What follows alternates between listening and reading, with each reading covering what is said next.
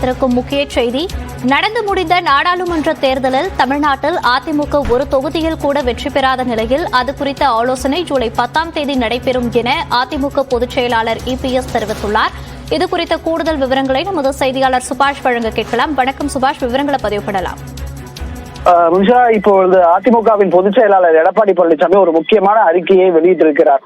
அந்த அறிக்கையின்படி நாடாளுமன்ற தேர்தல் முடிந்து இதுவரை எந்த ஒரு கூட்டமும் அதிமுக சார்பில் நடைபெறாமல் இருந்தது. தற்போது ஒரு முக்கியமான ஆலோசனை கூட்டத்தை தொகுதி வாரியாக நாடாளுமன்றத்தில் இருக்கக்கூடிய 40 தொகுதி வாரியாக வரும் 10ஆம் தேதியிலிருந்து 19ஆம் தேதி வரை தொடர்ச்சியாக இந்த ஆலோசனை கூட்டத்தை நடத்த இருக்கிறார்.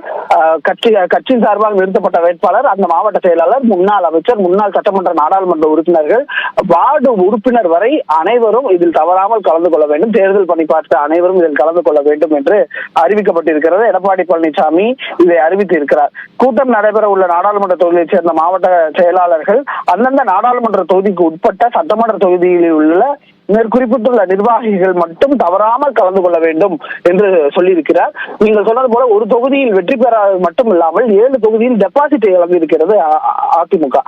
அதனால் அதில் மீது நடவடிக்கை ஆய்வு கூட்டத்திற்கு பின்னராக என்பதை எதிர்பார்க்கலாம். மிக ஒரு நீண்ட ஒரு ஆலோசனையில் தொகுதி வாரியாக 40 தொகுதிக்கும் எடப்பாடி பழனிசாமி நடத்துகிறார் என்பதும் மிக முக்கியத்துவம் வாய்ந்ததாக பார்க்கப்படுகிறது.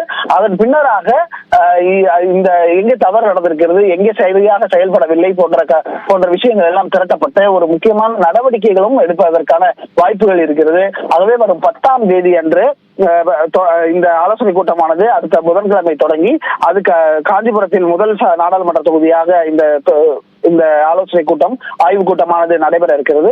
இறுதியாக 19ஆம் தேதி வெள்ளிக்கிழமை அன்று விழுப்புரம், கன்னியாகுமரி, ஆரணியுடன் இந்த 40 தொகுதிகளுக்கான தோல்விக்கான காரணம் என்ன, அடுத்த கட்டமாக எப்படி செயல்பட வேண்டும் என்பது தொடர்பான ஒரு முக்கிய ஆலோசனையில் கட்சியின் அனைத்து நிர்வாகிகளிடமும் எடப்பாடி பழனிசாமி தொகுதி வாரியாக, நாடாளுமன்ற தொகுதி வாரியாக தனித்தனியாக கேட்டறிகிறார்.